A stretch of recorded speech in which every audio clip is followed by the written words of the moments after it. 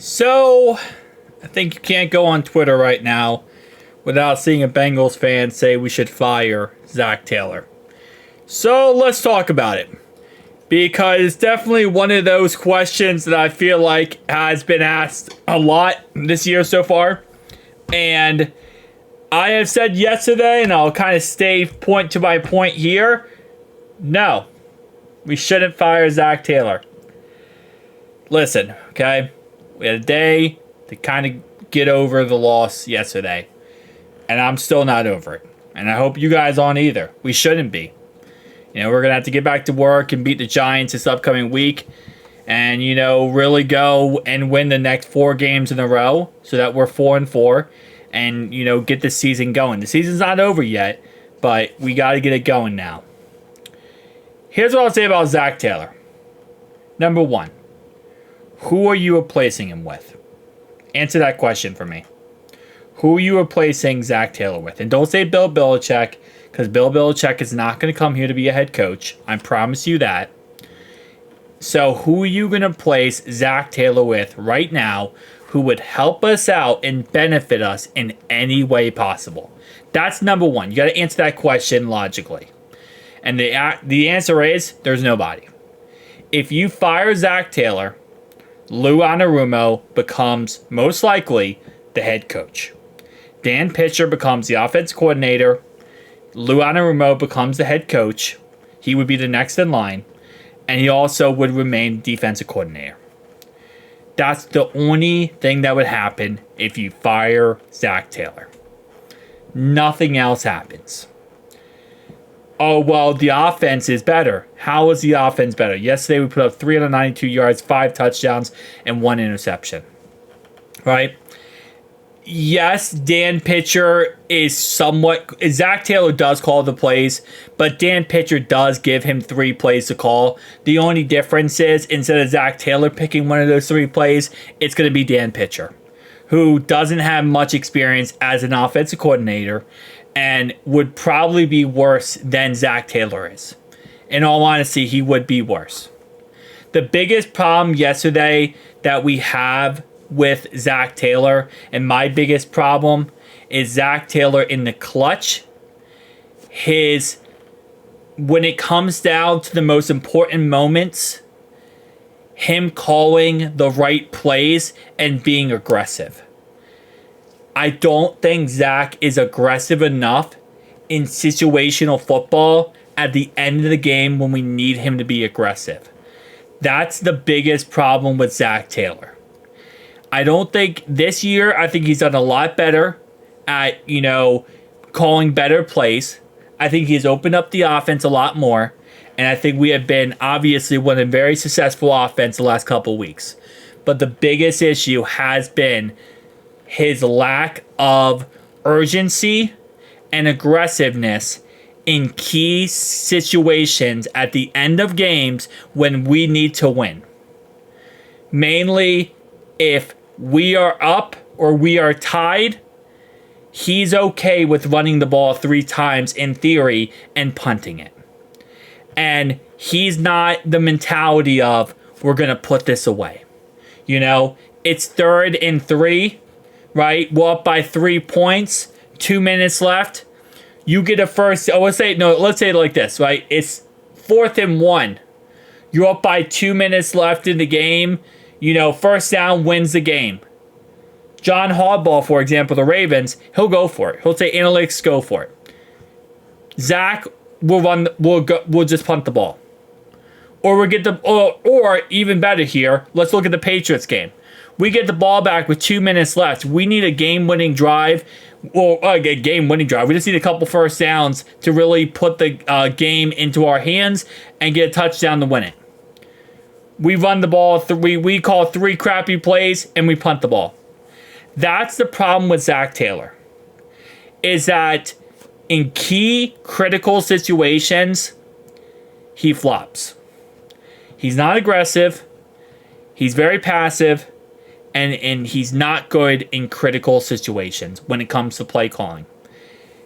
I don't think we need to fire Zach Taylor. I think we need to do what I've been saying now for 2 years. And I've been preaching this for 2 years. we need to get an actual offensive coordinator. And I've been saying that forever. And I know we went to Dan Pitcher from Brian. But at the end of the day, we need an offensive coordinator who looks at Zach and says, Zach, this is my offense. You hired me to do my job. Let me do my job. And I'm going to call this offense. And we need an offense coordinator who comes in here, who knows what he's doing, who's very reliable, and who has played at a very high level many places. And he can take our offense, create a scheme around it, and fit our guys in every way perfect in this system. That's what we need right now more than anything, is an actual offense coordinator. The problem is, right now, there is none available. And it's very hard to get that.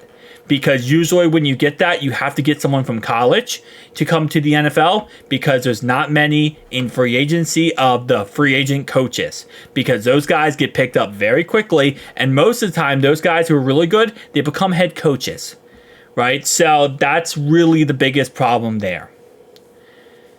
Our biggest issue yesterday was Lou Anarumo's defense. It wasn't Zach Taylor's offense. I know, again, yes, Zach in the key situations, run the ball 3 times and kick a field goal. Obviously, you put it in the hands of a 53-yard field goal for your kicker. That's, definitely dangerous, right? Now, of course, Zach has been very vocal that it wasn't his fault, which, again, we talk about accountability, Zach. He made very vocal that it's not his fault that he didn't call the run play. He called a pass play. And Joe Burrow changed to a run play. Yeah, I mean, maybe that's the case. Maybe, but you also got to look at maybe Zach Taylor called a stupid pass play, and Joe was like, this is stupid, we're going to lose yards. Knowing Zach, he probably called a screen pass in the backfield. Like I said, no key situations right before the end of the game, right for the game-winning kick we missed. You got to go out. You got to do something on that play. You got to throw the ball. You got to do something crazy and try to get some yards, get a first down. Because, again, you run the ball 3 times. Worst case scenario happened. Right? So, again, I don't think we should fire Lou. But if you were going to fire anyone, Lou would be the guy to fire. After how piss poor his defense has been this year so far, over the first 5 weeks of the season, he would be the fire candidate to be fired. And at that point, then you do have Bill Belichick out there, but then you have to get Bill Belichick to actually agree to come play with us. Listen, at the end of the day, I don't think we're going to fire Zach Taylor. I don't think we're going to fire Lou. I don't think we're going to fire any coaches. What you have to realize about the Bengals is no matter how much the fans want it, the Bengals are very stubborn on keeping their coaches. We kept Marvin Lewis forever. We keep coaches forever, pretty much. It's kind of like a family type environment when it comes to the Bengals. They really fall in love with the coaches and their coordinators. So unless they get another job and they leave us, we're going to keep all the guys we have. This season is not lost, though. And I think that's one thing, again, a lot of other teams' fans, they want to hope and, kind of push that narrative on us because they want us to be done with and they want us not to deal with this anymore. But the fact is, this season is not lost, and we have plenty of time to make up for this season and get back going. Again, we have the 6th easiest schedule for a reason. We have a lot of games right now that we can make up and fix. And right now, the Steelers just scored a touchdown. I just got the update. Well, actually, they scored a touchdown a little bit earlier. But we need the Dallas Cowboys to win this game. But again, like I said, at the end of the day, man, it is what it is. We just got to get back to work and worry about our next game. And I know there's a lot of people upset, and I'm upset too. Trust me, I'm really freaking upset. You saw me yesterday. And I'm still ticked off today. But we can't dwell on the past. We got to learn from the past and worry about the future. And our future right now is the New York Giants. So we're going to get back to work. We have a primetime matchup versus the New York Giants this upcoming, Sunday Night Football.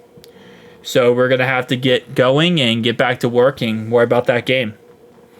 It sucks. It really does. But at the end of the day, you could only dwell on the past for so long before you got to move on to the future. Season's not over. Season just begun. Let's go, boys. It's time to go for a run.